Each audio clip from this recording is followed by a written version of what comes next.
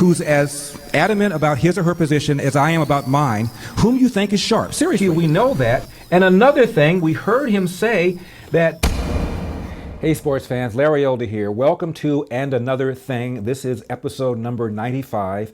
If you'd like to become an Eldorado, and I hope you do, go to LarryElder.com, fill out the form. You'll get a free copy of Michael and Me. That's my feature-length documentary where I actually ambush Michael Moore, the director, the way he ambushed Charlton Heston. And I asked him 3 times how often Americans use guns to defend themselves, and 3 times he failed to give me an adequate answer. I think you'll enjoy it.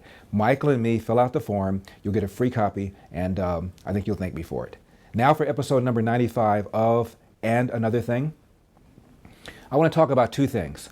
I want to talk about first the Ebola virus, whether or not it's something we ought to be worried about. And secondly, I want to talk about how the war against ISIS appears to be going. It's still early. Ebola. As you probably know by now, some man from Liberia who was infected with the Ebola virus, but hadn't shown any signs yet, boarded a plane, ended up in Texas.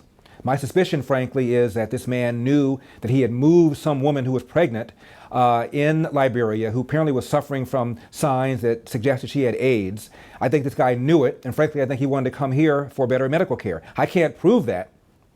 But in any case, he came here. He goes to a hospital in Texas after he begins having some flu-like symptoms, and they send him home, even though he tells them twice that he had been in Liberia. And apparently a health worker never communicated that up the chain of command, so there wasn't any special attention paid to this guy, even though he admitted he'd come from that part of the world where the Ebola virus is an epidemic. Now what? And it turns out he was interacting with school-age children who in turn interact with other school-age children. So now there is I'm not going to say panic, but a huge concern down in Texas as to whether or not this is going to spread and become the same kind of problem that it is in Western Africa. Please. It is a very difficult virus to contract.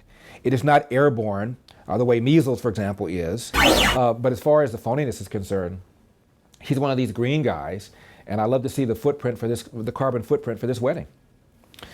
Jill is from Glendale, Arizona. Is a Secret Service scandal and not discussing the whole truth just part of the atmosphere the president has created?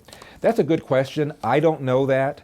I would prefer to say that in general, when you work for government and you can't get fired or it's difficult to get fired, it's awfully hard for people to be as sharp and as attentive as they otherwise would be.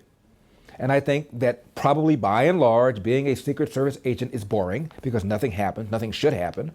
And so you get inattentive.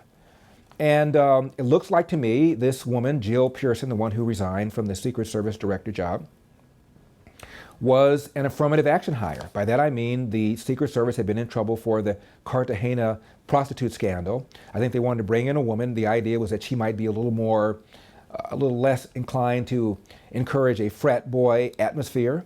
But I understand she had no real managerial experience, had some field experience, but not any real managerial experience. I hope you enjoyed this small excerpt. If you want to see the full video, got to be in Eldorado. Go to my website, LarryElder.com, log in, fill out the form. It'll cost you about $4.75 a month, or about the price of a mocha frappuccino latte at your favorite coffee house. As you can tell, I don't like coffee. I'm a tea drinker. See you next time.